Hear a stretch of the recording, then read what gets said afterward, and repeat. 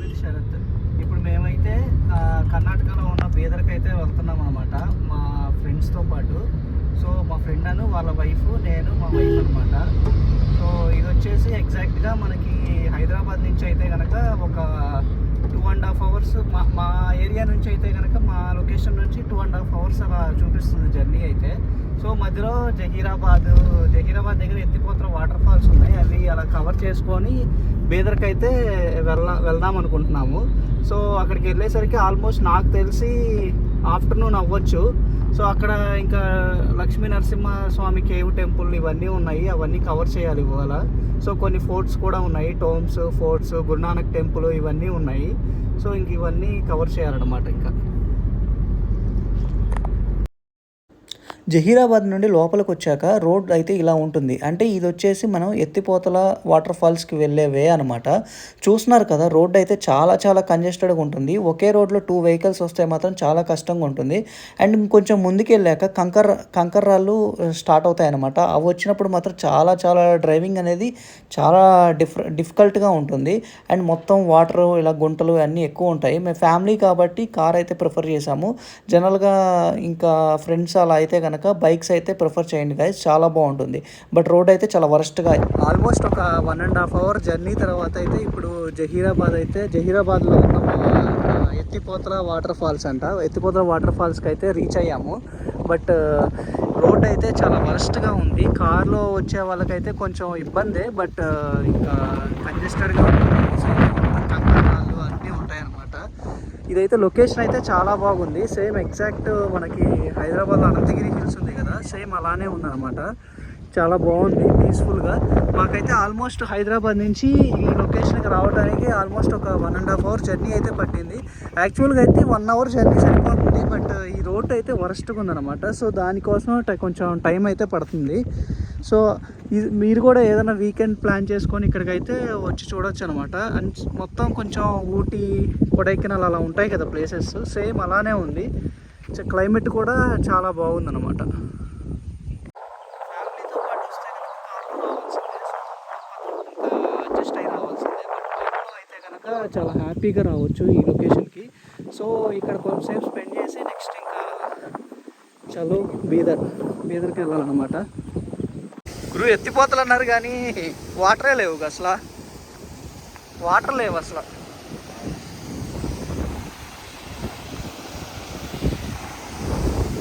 చూస్తున్నారు కదా guys, water దగ్గరికి అయితే వెళ్తున్నాము.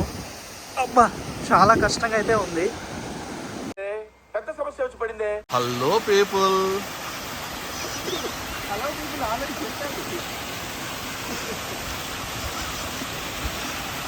సరదాగా విత్ శరత్. ఏడకో తీసుకెళ్ళరంటే ఏడకో తీసుకొచ్చి ఏంటో సముద్రంలో అసలు పిల్లగాళ్ళతో ఆడుకుంటున్నాడు, నేర్పిస్తున్నాడు మాకు. 90 వేసినట్టున్నాడు సైకోసాలగాడు. సో ఇంకా మా ఫ్రెండ్ వాళ్ళు అయితే ఫుడ్ ఇంటి దగ్గర ప్రిపేర్ చేసుకొని వచ్చారనమాట. సో అక్కడ ఎత్తిపోతల వాటర్ ఫాల్స్ దగ్గరే క్లైమేట్ కూడా చాలా బాగుందని చెప్పేసి అక్కడే తినేసాము. చపాతీ అండ్ ఆలూ కర్రీ అనమాట. తిను చింటూ, ఈరోజు సాటర్డే కదా, అందుకనే వెజ్, లేకపోతే నీకు మంచిగా నాన్ వెజ్ వండి పెట్టేవాళ్ళం. తినమ్మా, తిను, మంచిగా తిను. దేవుడు డెఫినేషన్ అర్థమైపోయింది, అక్కడ పైన ఉండడు. చూస్తున్నారు కదా గాయస్, ఇదే అనమాట ఎత్తిపోతల వాటర్ ఫాల్స్. వాటర్ అయితే చాలా తక్కువ ఉన్నాయి. సో ఆ ఉన్న వాటర్తోనే ఎంజాయ్ చేసి వెళ్ళిపోవాలన్నమాట, అంతకంటే మనం ఏం చేయలేవు.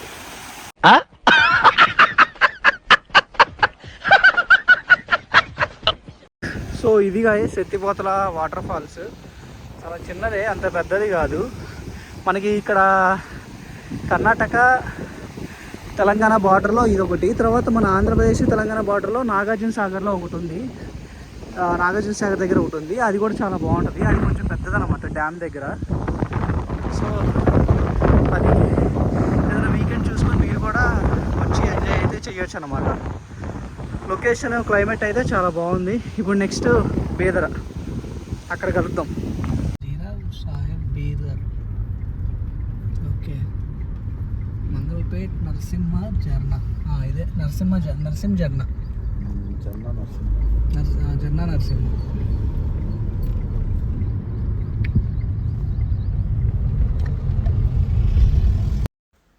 ఇప్పుడు ఫైనల్గా అయితే బీదర్లో ఉన్న ప్రసిద్ధిగాంచిన పుణ్యక్షేత్రమైన జన్నా నరసింహస్వామి టెంపుల్ అయితే రీచ్ అయ్యాము. అండ్ ఇక్కడ మీరు చూస్తున్నదంతా వచ్చేసి కార్ పార్కింగ్ అనమాట. స్పేస్ కూడా చాలా ఎక్కువగా ఉంది. ట్రావెల్స్ కానీ, బస్సెస్ కానీ, కార్స్ కానీ అన్నీ చాలా చాలా ఉన్నాయి. అండ్ వీళ్ళు వచ్చేసి 20 రూపీస్ అయితే ఛార్జ్ చేస్తున్నారు. అండ్ ఇప్పుడు మీరు చూస్తున్నది వచ్చేసి షాప్స్ అనమాట. సో ఇక్కడ మనం ఏమన్నా పర్చేస్ చేసుకోవాలన్నా బొమ్మలు కానీ చిన్నపిల్లలకి అండ్ దేవుడి తాయెత్తులు కానీ తాళ్ళు కానీ ఏమన్నా కొనుక్కోవాలన్నా ఇక్కడ షాపింగ్ చేయొచ్చు. అండ్ ఇక్కడ ఎదురుగా చూస్తున్న స్టెప్స్ వచ్చేసి గుడికి ఎంట్రన్స్ అనమాట. అండ్ ఇది చూడండి శివుడు గంగ.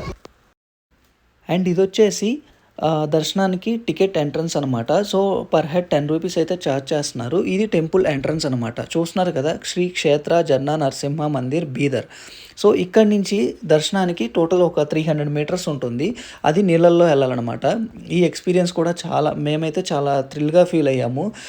నా హైట్ వచ్చేసి 5 feet 8 inches. సో నాకు అక్కడికే చెస్ట్ వరకు వచ్చింది. ఇంకా నాకంటే హైట్ తక్కువ ఉన్న వాళ్ళకైతే రావాలంటే కొంచెం ఇబ్బందే అవుతుంది. ఇదిగోండి చూస్తున్నారు కదా, ఇక్కడ కొంతమంది చిన్నపిల్లల్ని ఎత్తుకొని వస్తున్నారు. సో కొంచెం కష్టంగా అయితే ఉంటుంది. బట్ దర్శనం మాత్రం అసలు ఎక్సలెంట్గా ఉంటుంది. ఎక్స్పీరియన్స్ అయితే మంచి థ్రిల్ అయితే ఇస్తుంది.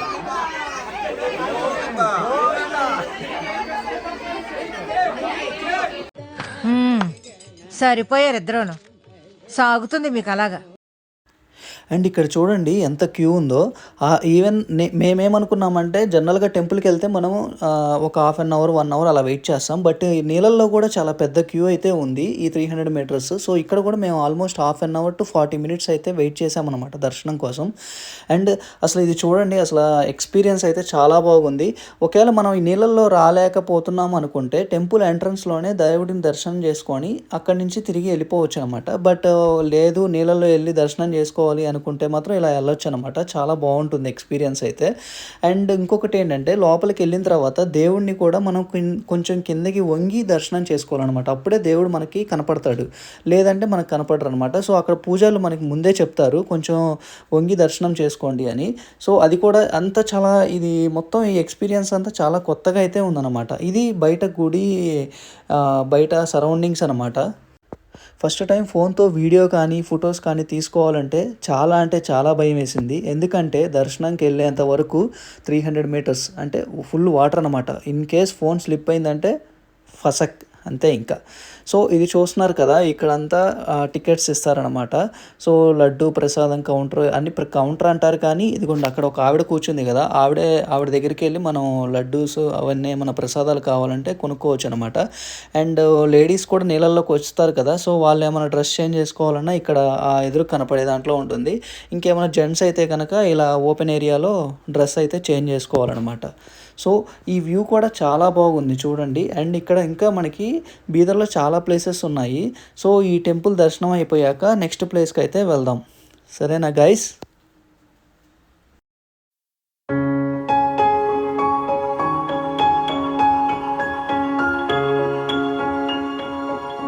ఇప్పుడు మనం ఎక్స్ప్లోర్ చేయబోయే టెంపుల్ వచ్చేసి గురునానక్ జీరా సాహిబ్ టెంపుల్ అనమాట. ఇది మనకి జన్నా నరసింహస్వామి టెంపుల్ నుంచి ఎగ్జాక్ట్ 4 to 5 kilometers రేంజ్లో అయితే ఆ డిస్టెన్స్లో అయితే ఉంటుందన్నమాట.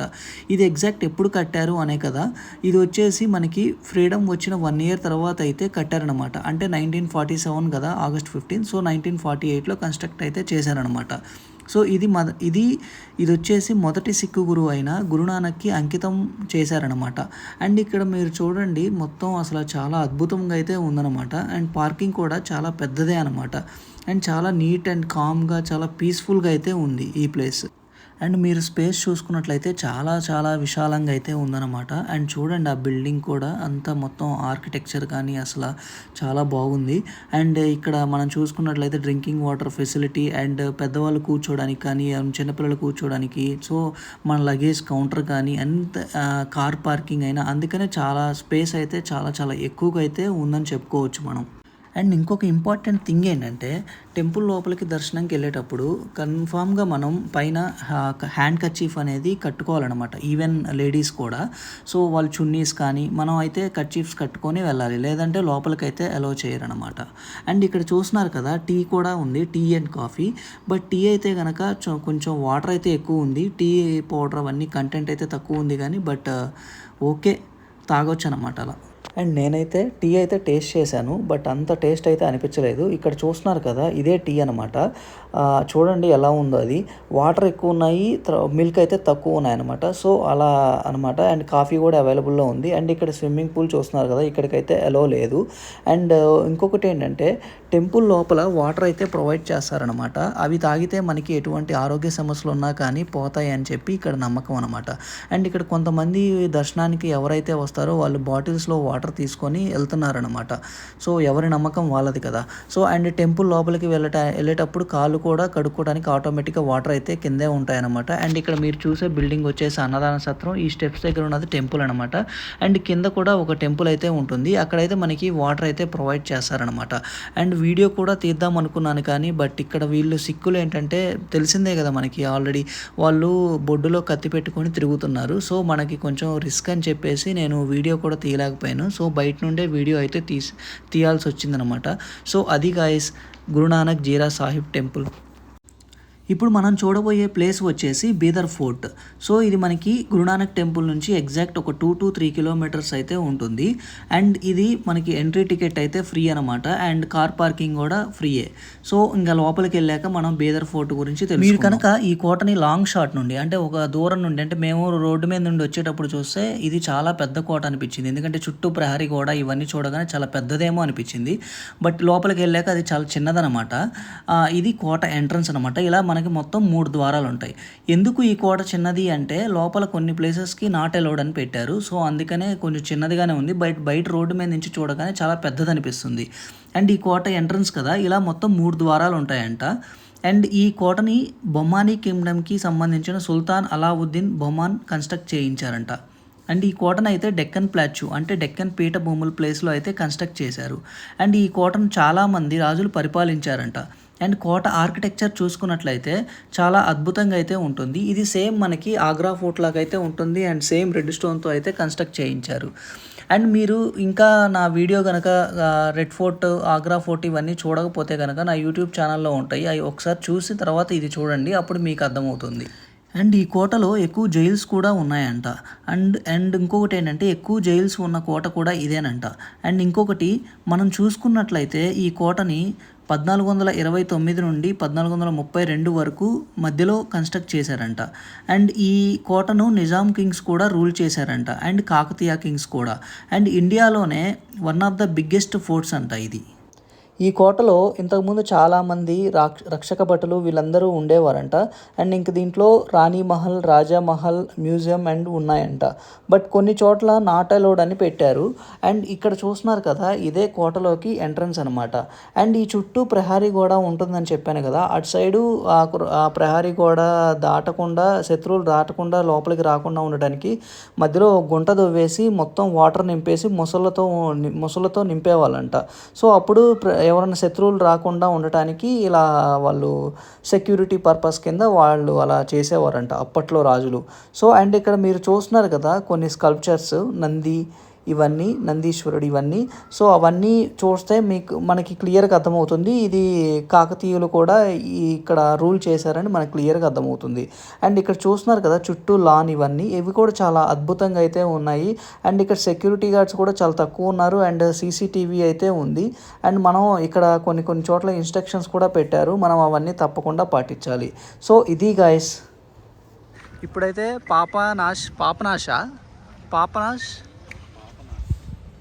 శ్రీ పాపనాశ్ టెంపుల్కి అయితే వచ్చాము. ఇక్కడ ప్రాముఖ్యత గురించి లోపల తెలుసుకొని తర్వాత మీకు ఎక్స్ప్లెయిన్ చేస్తాను. నాకు అంతగా అయితే ఐడియా లేదు. సో అది ఇక్కడ క్లైమేట్ చూడండి, చాలా బాగుంది క్లైమేట్, ఆ ఎన్విరాన్మెంట్ చాలా పీస్ఫుల్. ఈ టెంపుల్ వచ్చేసి శ్రీరాముడు కట్టించారంట. ఎందుకు అంటే శ్రీరాముడు రావణాసురుడిని శ్రీలంకలో చంపిన తర్వాత ఇక్కడికి వచ్చి మెడిటేషన్ చేశారంట. ఆయన చంపిన తర్వాత ఆయన ఫీల్ అయ్యారంట, అయ్యో నేను అంత పెద్ద రాజుని చంపేశాను అని. సో ఆ ఫీల్ అవుతున్నారని చెప్పేసి ఇక్కడికి వచ్చి మెడిటేషన్ చేశారు. సో మెడిటేషన్ చేసిన తర్వాత శివుడు ప్రత్యక్షమయ్యి నీ పాపానికి పరిహారం చెందింది, సో నువ్వేం తప్పు చేయలేదు అని చెప్పి అన్నారంట. సో అందుకని ఇక్కడ ఈ గుడి కట్టించారు. అండ్ ఇక్కడ మీరు చూస్తున్నారు కదా, ఈ లింగం లింగం కనపడుతుంది కదా, శివలింగం, అది ఎంత తవ్వినా కానీ శివలింగమే వస్తుందంట. సో అందుకని గుడి అయితే ఇక్కడ కట్టించారంట. సో ఆ పాపం వినాశనం అయింది కాబట్టి ఈ టెంపుల్కి పాపనాశ్ టెంపుల్ అయితే పేరు వచ్చింది. అండ్ ఈ లింగం ఎంత తవ్వినా కానీ లింగమే వస్తుంది కాబట్టి అది లింగం ఎక్కడైతే ఉందో సో అక్కడే టెంపుల్ అయితే కట్టించారనమాట శ్రీరాముడు. సో ఇది పాపనాశ్ టెంపుల్. సో ఇంకా మార్నింగ్ నుండి తిరుగుతున్నాం కదా అటు ఇటు. సో ఇంకా పక్కనే టెంపుల్ పక్కనే అనూస్ కిచెన్ ఉంటే ఇక్కడ అయితే మేము కొంచెం స్నాక్ ఐటమ్స్ అలా తిన్నామన్నమాట. వెజ్ మంచూరియా, తర్వాత పుల్కా, రోటీ అవన్నీ కొంచెం టేస్ట్ చేసాము. ఫుడ్ కూడా చాలా బాగుంది. అండ్ డీజే సాంగ్స్ అయితే పెట్టారు శివుడివి, మన మహాశివుడివి. అవి వింటా చక్కగా తింటా ఉంటే ఆ ఎన్విరాన్మెంట్, ఆ క్లైమేట్ అది చూస్తున్నారు కదా, మొత్తం ఓపెన్ ఏరియాలో భలే చక్కగా బాగా నీట్గా అయితే అండ్ కామ్గా అండ్ ఆ సాంగ్స్ చాలా చాలా అద్భుతంగా అయితే ఉంది. ఇది guys Bidar trip. In case మీరు కూడా బీదర్ వెళ్ళుంటే మీరేం ప్లేసెస్ చూసారో కింద కామెంట్స్లో తెలియజేస్తారనుకుంటున్నాను.